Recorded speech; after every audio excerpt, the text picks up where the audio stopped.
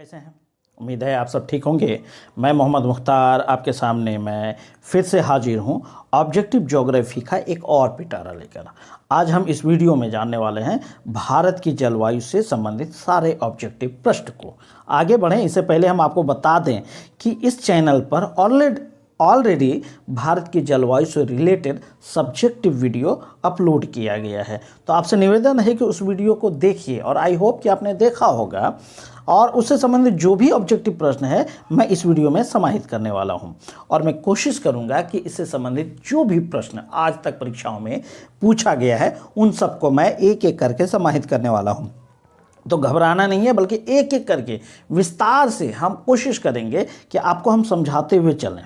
ठीक है, अगर आपने भारत की जलवायु का सब्जेक्टिव वीडियो नहीं देखा है तो उसका लिंक मैं इस वीडियो के डिस्क्रिप्शन में डाल दूंगा। आपसे निवेदन है कि आप उस वीडियो को भी जरूर देखिए और अपनी जानकारी बढ़ाइए। तो चलिए स्टार्ट करते हैं आज की कड़ी का पहला प्रश्न। ठीक है, चलिए पहला प्रश्न देखते हैं दोस्तों। पहला प्रश्न है, भारत की जलवायु कैसी है?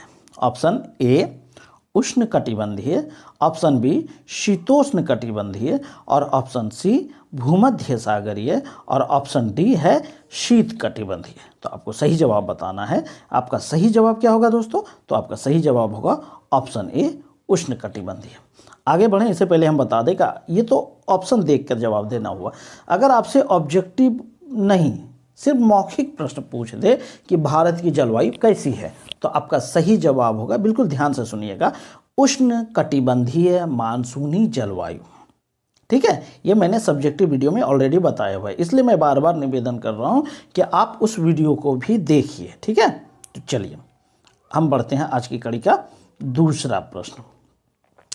दूसरा प्रश्न है, बिल्कुल ध्यान से देखिएगा, मानसून शब्द की उत्पत्ति किस भाषा से हुई है? Option A Hindi, option B Arabi, option C आंग्ल और ऑप्शन डी स्पेनिश। तो आपको बताना है कि मानसून शब्द की उत्पत्ति जो हुई है किस भाषा से हुई है। तो इसका सही जवाब क्या होगा? इसका सही जवाब है दोस्तों अरबी। ठीक है, मानसून शब्द, और जान लीजिए मानसून शब्द अरबी भाषा के मौसम शब्द से निकला है। ठीक है, और मौसम का जो अर्थ होता है वह पवनों की दिशा का मौसम के अनुसार उलटना होता है। ठीक है, चलें प्रश्न संख्या 3 की ओर। देखिए तीसरा प्रश्न क्या कहता है, भारतीय मानसून का वर्णन सबसे पहले किस अरब विद्वान द्वारा किया गया? एकदम बिल्कुल ध्यान से देखना है। मानसून शब्द जो आया है वो अरबी भाषा से आया है। अब भारतीय मानसून का वर्णन जिस अरब विद्वान ने किया उसका इसमें उत्तर बताना है। चलिए ऑप्शन देख लेते हैं। Option A Al Masudi, option B Al Ahmadi, option C Al Biruni और ऑप्शन डी है इब्न खुरदाद। तो आपको सही जवाब बताना है। तो इसका सही जवाब क्या है दोस्तों? तो इसका सही जवाब है अल मसूदी। ठीक है, कोई दिक्कत नहीं, बढ़े हम अगले प्रश्न की ओर। चलिए हम बढ़ते हैं प्रश्न संख्या 4 की ओर। देखिए प्रश्न संख्या 4 क्या कहता है, किसी क्षेत्र की जलवायु को निर्धारित करने वाला मुख्य कारक कौन सा है? बिल्कुल ध्यान से, घबराना नहीं है, बल्कि पहले प्रश्न को समझना है फिर ऑप्शन पे आना है। फिर से मैं रिपीट कर दूं, किसी क्षेत्र की जलवायु को निर्धारित करने वाला मुख्य कारक कौन सा है? इनमें से जो कई कारक है उनमें से जो सबसे प्रधान कारक है उसको बताना है। ठीक है, ऑप्शन देख लेते हैं बिल्कुल ध्यान से। ऑप्शन क्या है? ऑप्शन ए देशांतरीय अवस्थिति, चूंकि अवस्थिति को क्लियर कर लीजिएगा, ठीक है, गलत लिखा गया, इसको अवस्थिति कर लीजिएगा। ऑप्शन बी अक्षांशीय अवस्थिति, ऑप्शन सी भूमध्य सागर रेखा और ऑप्शन डी है इनमें से सभी। तो इसका सही जवाब क्या होगा? तो इसका सही जवाब है अक्षांशीय अवस्थिति। ठीक है, कोई दिक्कत नहीं, बिल्कुल ध्यान से। चलिए आगे हम बढ़ते हैं प्रश्न संख्या 5 की तरफ। प्रश्न संख्या 5 है, निम्न में से कौन भारतीय मानसून को प्रभावित नहीं करता है? समझ गए आप? अगर आप समझ गए हैं तो मैं ऑप्शन की ओर बढ़ूं। आपको बताना है कि निम्नलिखित में से जो 3 ऑप्शन है वह मानसून को प्रभावित करता है। एक ही ऑप्शन है जो कि भारतीय मानसून को प्रभावित नहीं करता है। ठीक है, चलिए ऑप्शन देख लेते हैं। Option A El Nino, option B Gulf Stream, option C jet stream और ऑप्शन डी है तिब्बत का पठार। तो आपको बताना है कि निम्नलिखित में से कौन सा सही जवाब है। तो इसका सही जवाब है दोस्तों, इसका सही जवाब है गल्फ स्ट्रीम। ठीक है, बाकी 3 जो है वो भारतीय मानसून को प्रभावित करता है। चलिए आगे हम बढ़ते हैं। छठा प्रश्न और बहुत ही महत्वपूर्ण प्रश्न है, इसको बिल्कुल ध्यान में रखिएगा, इनको भूलिएगा नहीं। भारत के भूगोल में जब आप जलवायु की बात कर रहे हैं तो ये सब प्रश्न आपको आना ही चाहिए। ठीक है, चलिए प्रश्न क्या है देखते हैं। भारत में मौसम संबंधी सेवा का आरंभ कब हुआ? ऑप्शन ए 1870 ईस्वी, ऑप्शन बी 1875 ईस्वी, ऑप्शन सी 1880 ईस्वी और ऑप्शन डी है 1885 ईस्वी। ठीक है, तो पहली बात तो ध्यान से देखना, अब इसका सही जवाब बताना है क्या होगा। तो इसका सही जवाब है 1875 ईस्वी। 1875 ईस्वी में भारत में मौसम संबंधी सेवा का आरंभ हुआ। आगे बढ़ें।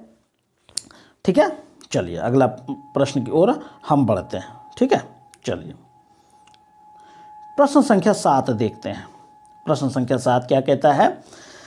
भारत में मौसम संबंधी सेवा का मुख्यालय कहाँ स्थित है?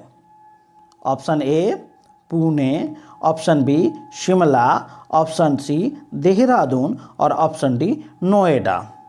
तो बिल्कुल सही जवाब बताना है। इसका सही जवाब है दोस्तों पुणे।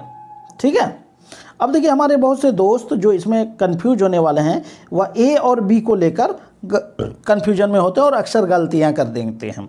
तो वो क्यों गलतियां करते हैं मैं बता दूं कि 1875 ईस्वी में तो भारत में मौसम संबंधी सेवा का प्रारंभ हुआ। ठीक है, और उस समय इसका मुख्यालय जो था पूर्व में, याद रखिएगा यहाँ पूर्व शब्द की चर्चा हम कर रहे हैं, पूर्व में इसका मुख्यालय शिमला स्थापित किया गया था। और हम आप जानते हैं कि प्रथम विश्व युद्ध की शुरुआत कब हो गई थी? 1914 ईस्वी में। ठीक है, तो 1914 ईस्वी में उस मुख्यालय को चेंज करके कर दिया गया पुणे। तो क्लियर है प्रश्न, 2 प्रश्न यहाँ पे क्लियर हो जा रहा है कि भारत में मौसम संबंधी सेवा का मुख्यालय प्रारंभ में कहाँ था, तो वह होगा शिमला, और वर्तमान में अगर पूछे वह क्या होगा? पुणे। और एक चीज़ और जान लीजिए कि वर्तमान में भारत में मौसम संबंधी मानचित्र, कौन सा? मौसम संबंधी मानचित्र का जो प्रकाशन होता है वो कहाँ से होता है? तो जान लीजिए जहाँ भाई वर्तमान में मुख्यालय है वहीं से तो होगा। तो मौसम संबंधी मानचित्र का प्रकाशन भी पुणे से होता है। ठीक है, चलिए आगे हम बढ़ते हैं। प्रश्न संख्या 8 को देखते हैं। 8 कहता है भारत में ग्रीष्मकालीन मानसून के प्रवाह की सामान्य दिशा क्या है? देखिए ऑप्शन ए दक्षिण पश्चिम से उत्तर पूर्व, ऑप्शन बी दक्षिण पूर्व से उत्तर पूर्व, ऑप्शन सी दक्षिण पश्चिम से उत्तर पश्चिम और ऑप्शन डी है दक्षिण पूर्व से उत्तर पश्चिम। तो आपको सही जवाब बताना है। इसका सही जवाब क्या होगा? इसका सही जवाब है ऑप्शन ए दक्षिण पश्चिम से उत्तर पूर्व की ओर। ठीक है, वो देखिए वो क्यों होता है, जैसे ये भारत का जो है कि दक्षिणी हिस्सा है तो मानसून का आगमन तो इधर से ही होता है। तो यह दिशा अगर आप देखें तो कौन सा होगा? यह हिस्सा है दक्षिण पश्चिम का और ये क्या है? दक्षिण पूर्व का है। तो भाई आगमन दक्षिण पश्चिम से हो रहा है। ठीक है, कोई दिक्कत नहीं। चलिए अगला प्रश्न की ओर हम बढ़ते हैं। प्रश्न संख्या 9 देखते हैं।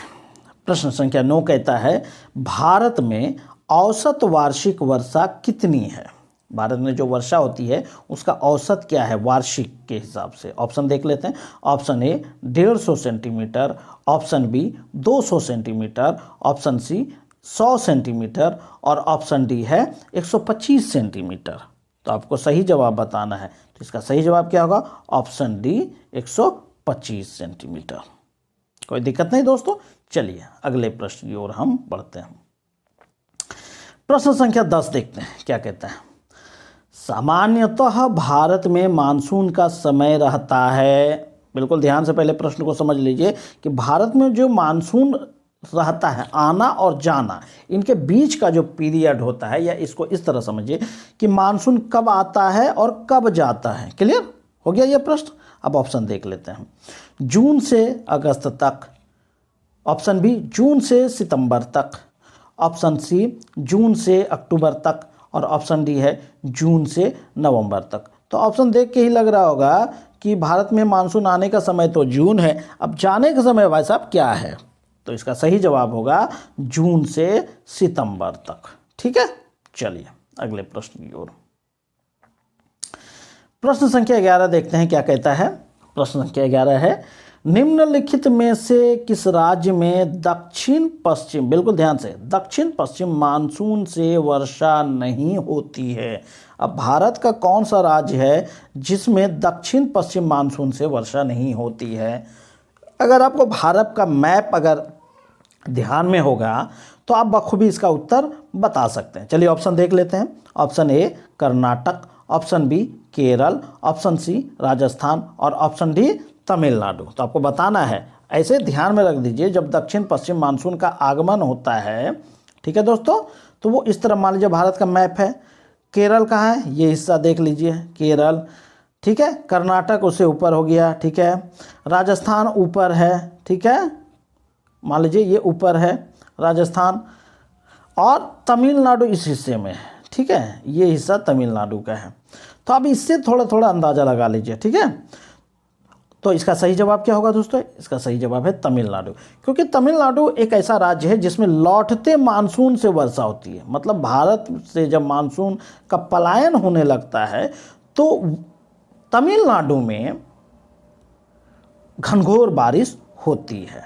मैं फिर से रिपीट कर दूं कि भारत से जब मानसून का पलायन शुरू होता है तो तमिलनाडु में घनघोर वर्षा होती है। तो चलिए अब अगला हम प्रश्न की ओर हम बढ़ते हैं। चलिए प्रश्न संख्या 12 देखते हैं। अब तमिलनाडु से ही संबंधित क्वेश्चन आ गया। तमिलनाडु में शरदकालीन वर्षा अधिकांशतः किन कारणों से होती है? बिल्कुल ध्यान से देखिएगा। चलिए ऑप्शन को देख लेते हैं। ऑप्शन क्या है? ऑप्शन ए दक्षिण पश्चिम मानसून, ऑप्शन बी दक्षिण पूर्व मानसून, और ऑप्शन सी है उत्तर पूर्व मानसून, और ऑप्शन डी हो गया पश्चिमी विक्षोभ। तो भाई तमिलनाडु में जो वर्षा होती है, अभी हमने जस्ट 11 नंबर प्रश्न में ये चीज़ हमने बताया कि लौटते मानसून से तमिलनाडु में वर्षा होती है और उसकी दिशा वो इस तरह होती है, ठीक है। तो अगर आप दिशा देख रहे हैं तो ये क्या है? ऊपर उत्तर, और इधर क्या है? पूर्व। तो उत्तर पूर्व हो जाएगा। तो यहाँ पे देख लीजिए उत्तर पूर्व जिधर से आती है वो दिशा मानी जाती है। तो बताइए उत्तर पूर्व मानसून से वर्षा हुई कि नहीं हुई? तो तमिलनाडु में जो वर्षा होती है किन कारणों से होती है? वह होती है उत्तर पूर्व मानसून से। कोई दिक्कत नहीं दोस्तों। चलिए अभी आगे बढ़ने से पहले बता दें, ये उत्तर पूर्व मानसून को लौटती मानसून के भी नाम से जाना जाता है, ठीक है। चलिए अगले प्रश्न की ओर हम बढ़ते हैं। प्रश्न संख्या 13 देखते हैं। प्रश्न संख्या 13 लिखा है दक्षिण पश्चिम मानसून, बिल्कुल ध्यान से, दक्षिण पश्चिम मानसून निम्नलिखित में से किस राज्य में सर्वप्रथम प्रवेश करता है? बिल्कुल ध्यान से दोस्तों, यहाँ पे राज्य शब्द को ध्यान दीजिएगा। दक्षिण पश्चिम मानसून सर्वप्रथम किस राज्य में प्रवेश करता है? ऑप्शन देख लेते हैं। Option A Kerala, option B Goa, option C Tamil Nadu, और ऑप्शन डी कर्नाटक। तो भाई किस राज्य में सबसे पहले प्रवेश करती है? सबसे पहले प्रवेश करती है केरल में। अब इससे संबंधित एक और प्रश्न आप जान लीजिए कि केरल में जो मानसून दस्तक देता है वो कब देता है? तो इसका सही जवाब है 1 जून। 1 जून को भारत के राज्य केरल में मानसून का आगमन हो जाता है। चलिए अगला प्रश्न, प्रश्न संख्या 14 देख लेते हैं क्या कहता है। प्रश्न संख्या 14 कहता है दक्षिण पश्चिम मानसून भारत में सर्वप्रथम कहाँ पहुँचता है? अभी 13 नंबर प्रश्न में राज्य शब्द की चर्चा हुई है। अगर राज्य पूछेगा तो आपका जवाब केरल होगा, लेकिन अगर पूछ दे कि भारत में सर्वप्रथम कहाँ पहुँचती है तो आपको देखना है भाई साहब, भारत के अधिकार क्षेत्र में जो भी हिस्सा है उसको इसमें से आपको देखना है, ठीक है। चलिए ऑप्शन देख लेते हैं। Option A Kerala, option B Andaman Nicobar, ये द्वीप समूह है, ऑप्शन सी तमिलनाडु, और ऑप्शन डी कर्नाटक। अब भाई साहब राज्य में तो सबसे पहले आ ही गया, लेकिन यहाँ पे इसका जवाब गलत हो जाएगा, चूंकि पूछा गया कि सर्वप्रथम कहाँ, तो इसका सही जवाब होगा अंडमान निकोबार द्वीप समूह। वो इसलिए कि जहाँ केरल में 1 जून को आती है, तो वहीं अंडमान निकोबार में 25 मई को ही उसका आगमन हो जाता है। तो इसलिए इसका सही जवाब क्या हो गया, अंडमान निकोबार, क्योंकि अंडमान निकोबार में 25 मई को मानसून का आगमन हो जाता है। तो चलिए अगले प्रश्न की ओर।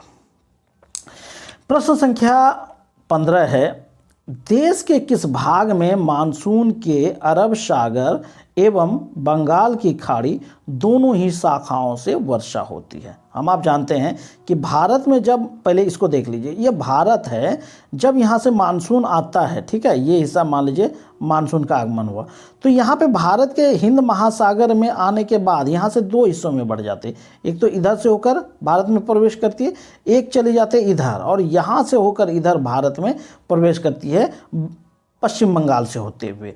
तो कोई तो राज्य होगा जहाँ पर कि दोनों शाखाओं से वर्षा होती है, एक तो अरब सागर की दिशा से जो आया उससे, और दूसरा बंगाल की खाड़ी से जो चला और पश्चिम बंगाल से होते हुए आगे बढ़ा। तो कोई तो हिस्सा होगा या कोई तो जगह होगा, कोई तो राज्य होगा जहाँ दोनों शाखाओं से वर्षा होती है। तो ये प्रश्न पूछ रहा है, ठीक है, फिर से रिपीट कर दूं, देश के किस भाग में मानसून के अरब सागर एवं बंगाल की खाड़ी दोनों ही शाखाओं से वर्षा होती है। Option A Tamil Nadu, option B Punjab, option C Rajasthan, और ऑप्शन डी है बिहार। तो इसका सही जवाब क्या होगा दोस्तों, तो इसका सही जवाब है पंजाब, क्योंकि पंजाब ही एक राज्य है जहां दोनों शाखाओं से वर्षा होती है। और हम आप जानते हैं भाई साहब कि पंजाब में जो उत्पादकता है, फसलों का उत्पादन क्षमता, वो अन्य राज्यों के मुकाबले कहीं ज़्यादा है। देखन में छोटन लगे घाव करत गंभीर, यहाँ के लोग मेहनती भी बहुत होते हैं, इसलिए ठीक है। चलिए फिर कभी बात होगी इस पर, ठीक है। चलिए अगले प्रश्न की ओर हम बढ़ते हैं। प्रश्न संख्या 16 देखते हैं क्या कहता है। भारत में सर्वाधिक वर्षा, बिल्कुल ध्यान से, भारत में सर्वाधिक वर्षा प्राप्त करने वाला स्थान कौन सा है? ये हम आप बचपन से पढ़ते आ रहे हैं भाई साहब। मेरे ख्याल से जब हम 5-6 में थे तभी से ये चीज़ें मेरे जहन में आने लगा है, लेकिन फिर भी हड़बड़ी में गड़बड़ी हो जाती है, तो उसको यहाँ समाहित करना जरूरी था। तो प्रश्न को बिल्कुल ध्यान से देखना है कि वो सर्वाधिक वर्षा प्राप्त करने वाला स्थान, और ये चीज़ें अगर है वो वर्तमान शब्द इसमें साइलेंट होता है। तो इसको रिपीट कर लीजिए या थोड़ा सा चेंज कर लीजिए कि वर्तमान में भारत में सर्वाधिक वर्षा प्राप्त करने वाला स्थान कौन सा है। चलिए ऑप्शन देख लेते हैं। Option A Cherrapunji, option B Mawsynram, option C Shimla, और ऑप्शन डी असम। तो इसका सही जवाब क्या होगा? इसका सही जवाब है मासिनराम। और यह मासिनराम कहाँ है भाई साहब? मेघालय में, ठीक है, मेघालय में। आगे बढ़ें इससे पहले हम बता दें एक और भी चीज़ें यहाँ जान लीजिए मासिनराम के बारे में। ये जो है ना दोस्तों कि मासिनराम में पूछ देगा कि वर्षा का औसत कितना है, तो इसका सही जवाब है 1141 सेंटीमीटर वर्षा होती है मासिनराम में। और इसको थोड़ा सा और आगे बढ़ के याद रखना है कि ये जो मासिनराम है वर्षा के मामले में भारत ही नहीं विश्व में नंबर 1 है। तो प्रश्न आपसे इस तरह भी पूछ देगा कि विश्व में सर्वाधिक वर्षा प्राप्त करने वाला स्थान कौन सा है, तो हो गया मासिनराम। और भी थोड़ा सा जानकारी बढ़ा लीजिए कि मासिनराम से पहले जो है ना दोस्तों चेरापूंजी में सबसे अधिक वर्षा होती थी, ठीक है। चलिए आगे हम बढ़ते हैं। प्रश्न संख्या 17 है। प्रश्न कहता है भारत में सबसे कम वर्षा प्राप्त करने वाला स्थान कौन सा है? सबसे अधिक तो आपने जान लिया, अब जानना है कि सबसे कम वर्षा प्राप्त करने वाला स्थान कौन सा है। तो देखिए option A Jodhpur, option B Mawsynram, option C Leh, और ऑप्शन डी जैसलमेर। तो हमारे बहुत से भाई मासिनराम और लेह में फंस जाएगा। कई बार मासिनराम तो याद रहता है और कन्फ्यूजन हो जाता है कि मासिनराम में सबसे ज़्यादा होता है कि सबसे कम होता है। तो अभी हमने बताया ही 16 नंबर प्रश्न में कि मासिनराम में सबसे अधिक वर्षा हो रही और सबसे कम वर्षा कहाँ होगी? लेह में होगी, ठीक है। तो इसका सही जवाब क्या होगा? इसका सही जवाब हो गया ऑप्शन सी लेह, ठीक है। चलिए अगले प्रश्न की ओर हम बढ़ते हैं। प्रश्न संख्या 18 देखते हैं क्या कहता है। चलिए 18 देखिए। भारत में सबसे अधिक तथा सबसे कम वर्षा प्राप्त करने वाले 2 राज्यों का सही क्रम निम्नलिखित में से कौन है? थोड़ा सा समझ लीजिए कि इनमें से 2 राज्य है जिसमें एक है सबसे अधिक वर्षा वाला और दूसरा है सबसे कम वर्षा प्राप्त करने वाला राज्य। तो इसमें पहला राज्य होगा सबसे अधिक वर्षा वाला और दूसरा राज्य होगा सबसे कम वर्षा वाला। तो चलिए ऑप्शन देख लेते हैं। ऑप्शन है ऑप्शन ए असम तथा राजस्थान, ऑप्शन बी केरल तथा राजस्थान, ऑप्शन सी मेघालय तथा राजस्थान और ऑप्शन डी केरल तथा मध्य प्रदेश। भाई साहब 17 नंबर प्रश्न में ही अभी हमने बताया कि सबसे अधिक वर्षा प्राप्त करने वाला राज्य कौन सा है? मेघालय। अब देखिए बाकी राज्य में कहीं पर बाकी ऑप्शन में कहीं भी मेघालय नहीं है, तो क्लियर है इसका सही जवाब क्या हो जाएगा? ऑप्शन सी मेघालय तथा राजस्थान, ठीक है, सबसे कम वर्षा प्राप्त करता है। चलिए अगले प्रश्न की ओर हम बढ़ते हैं। प्रश्न संख्या 19 देखिए क्या कहता है। आम्र वर्षा मैंगो शॉवर क्या है? ऑप्शन ए आम का टपकना, ऑप्शन बी बिहार और बंगाल में मार्च एवं अप्रैल में होने वाली वर्षा और ऑप्शन सी आमों की बौछार और लास्ट में ऑप्शन डी है आम की फसल। तो इसका सही जवाब क्या? आम्र वर्षा से आप इनको क्या समझ रहे हैं? ये तो एक तरह का वर्षा है ना भाई साहब, क्लियर है, नाम में ही वर्षा शब्द जुड़ा हुआ है तो जाहिर सी बात फसल तो होगा ही नहीं, ठीक है। तो ये एक प्रकार की वर्षा है और इसका सही जवाब है, ऑप्शन देख के ही समझ में आ रहा है, बिहार और बंगाल में मार्च एवं अप्रैल में होने वाली वर्षा। तो भाई साहब आँख कान मूंद के इस तरह का प्रश्न हूबहू आपको परीक्षा में पूछ देगा, तो आँख कान मूंद के जवाब दे देना है, जिसका ऑप्शन बड़ा हो तो इसका वही जवाब होगा, ठीक है। चलिए प्रश्न संख्या 20 को हम देख लेते हैं। 20 क्या कहता है? भारत में वर्षा अधिक होते हुए भी यह देश प्यासी धरती समझा जाता है, इसका कारण है। प्रश्न क्या कह रहा है कि भारत में सबसे अधिक बहुत अधिक वर्षा होती है लेकिन फिर भी यह देश प्यासी धरती समझा जाता है, क्यों? इसका कारण देखते हैं। चलिए ऑप्शन ए वर्षा का कुछ थोड़े ही महीनों में जोर होना, ठीक है। ऑप्शन बी वर्षा के पानी का तेजी से बह जाना, ऑप्शन सी वर्षा का पानी शीघ्रता से भाप बनकर उड़ जाता है और ऑप्शन डी इनमें से सभी।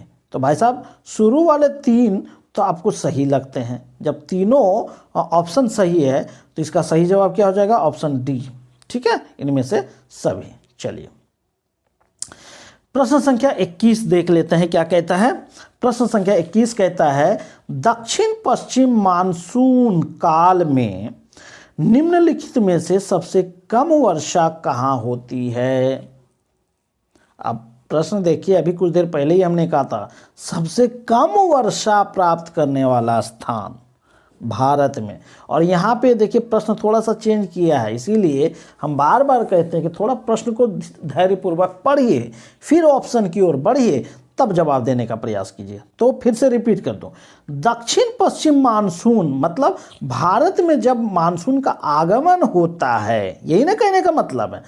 तो सबसे कम वर्षा निम्नलिखित में से, और ऑप्शन में भी देखिए दे देता है कि निम्नलिखित में से, अलग कहीं नहीं, ये 4 गो ऑप्शन दिया है, इन चारों में से ही आपको उत्तर चुनना है, ठीक है।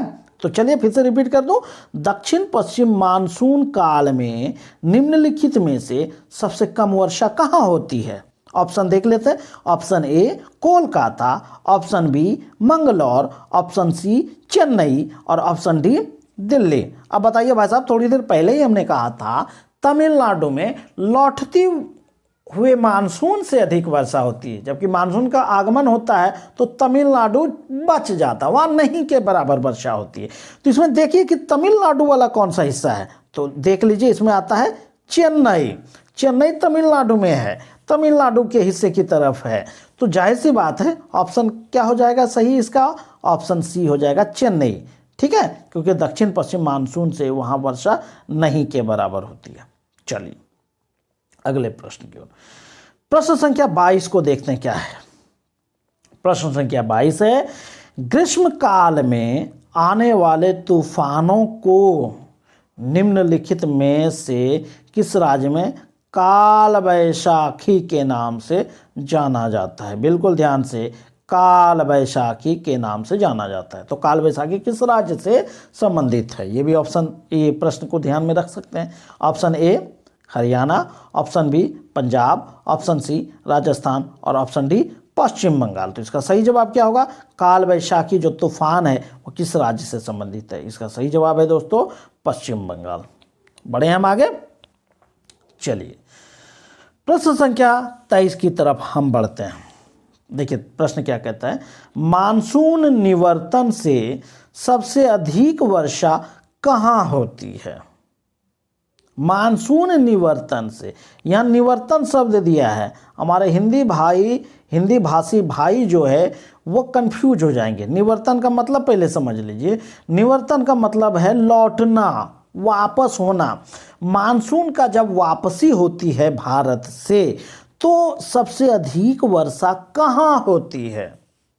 तो तमिलनाडु ऑप्शन, अभी कुछ देर पहले ही हम बार बार दिमाग में कहते हैं कि तमिलनाडु माइंड में रख लीजिए कि लौटते हुए मानसून से सबसे अधिक वर्षा होती है। तमिलनाडु के बाद वो निकल जाती है बाहर। ठीक है, तो ऑप्शन देख लेते हैं तमिलनाडु है या नहीं है।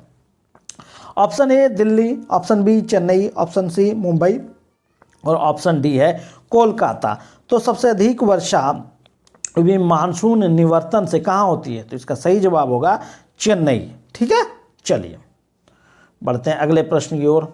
अगला प्रश्न है, भारत के किस राज्य में जाड़े के मौसम में वर्षा होती है? ठीक है, जाड़े के मौसम में वर्षा होती है। Option A Tamil Nadu, option B Paschim Bengal, option C Kerala और ऑप्शन डी ओडिशा। तो उत्तर बताएं, इससे पहले हम बता दें कि भारत में जब जून में आगमन होता है वर्षा का और जब ये वापस होने लगता है तो सबसे अधिक वर्षा कहाँ करा रहा है? एकदम दिमाग में बैठा लेना है। तमिलनाडु में सबसे अधिक वर्षा होती है वापसी के समय। और देखिए वो कौन सा महीना होता है सबसे अधिक वर्षा होती है वहाँ पर, और उस महीने में भारतीय इलाके में या भारतीय क्षेत्रों में ठंड का आगमन हो चुका होता है। तो जाहिर सी बात है तमिलनाडु में वर्षा भी हो रही होती है और उसमें भारत की जो मौसम है वो ठंडा का आ जाता है, जाड़े का आ जाता है। तो इसका सही जवाब क्या हो गया भाई साहब?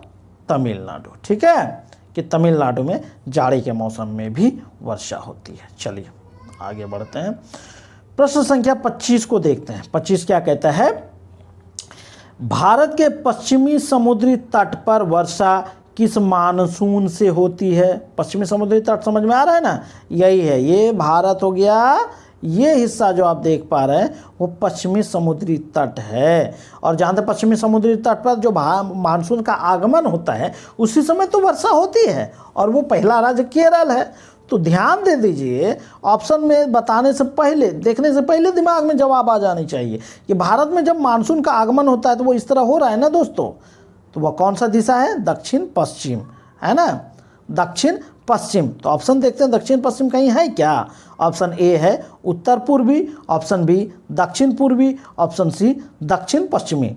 ठीक है, तो क्लियर हो गया, इसका सही जवाब क्या हो गया? दक्षिण पश्चिम। चलिए आगे हम बढ़ते हैं, प्रश्न संख्या 26 देख लें। 26 क्या कहता है, दक्षिण पश्चिम मानसून से संपूर्ण भारत में कुल प्रतिशत वर्षा मिलती है। भारत में कुल कितने प्रतिशत, थोड़ा चेंज कर लीजिएगा, सेंटेंस थोड़ा गलत है। भारत में कुल कितने प्रतिशत वर्षा मिलती है दक्षिण पश्चिम मानसून से? Option A 40%, option B 75%, option C 90% और ऑप्शन डी है 100%। तो बताइए दक्षिण पश्चिम मानसून से भारत में कितना प्रतिशत वर्षा होती है? तो इसका सही जवाब क्या होगा? 75%। अब ऑप्शन में 75 है तो 75 मारिए, कहीं कहीं पे आपको 80% भी रहेगा। तो ध्यान दीजिएगा, अगर 75 और 80 दोनों रहे तो आप 80% को मार दीजिएगा, अगर नहीं है तो 75% को मारिएगा। ठीक है, चलिए आगे हम बढ़ते हैं, प्रश्न संख्या 27 देखते हैं क्या कहता है। भारत के कोरोमंडल तट पर सर्वाधिक वर्षा होती है। ऑप्शन देख लेते हैं क्या पूछ रहा है। जनवरी फरवरी में, मार्च मई में, जून सितंबर में और अक्टूबर नवंबर में। बताइए कोरोमंडल तट पर सर्वाधिक वर्षा किस महीने में होती है? ऑप्शन देख के तो यही लग रहा है कि यही पूछ रहा है, तो इसका सही जवाब क्या होगा? अक्टूबर नवंबर में सर्वाधिक वर्षा होती है कोरोमंडल तट पर।